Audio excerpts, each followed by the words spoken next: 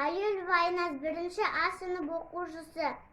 Табиғатты қорғау үшін бәріміз күресейік, бір ағаш егейік, текке отырмай жасымыз бен кәріміз, таза ауа үшін терімізді төгейік. Ата-баба ел үшін аттанған, сол кездерге бізге сеніп сақтаған, ұрпақтардан ұрпақтарға мұра етіп, қазақ жерін қарашықтай сақтаған. О адамзат аман жүргің келсе егер, қарап тұрмай несімен ғой қара жер.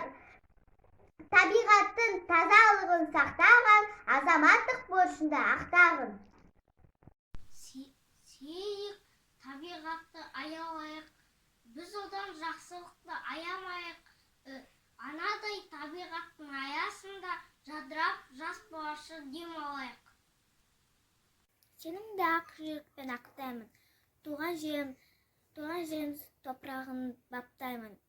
Сеніміне ата-баба дақып салмай, табиғатты таза етіп, әлемді сақтаймын. Баптаймыз,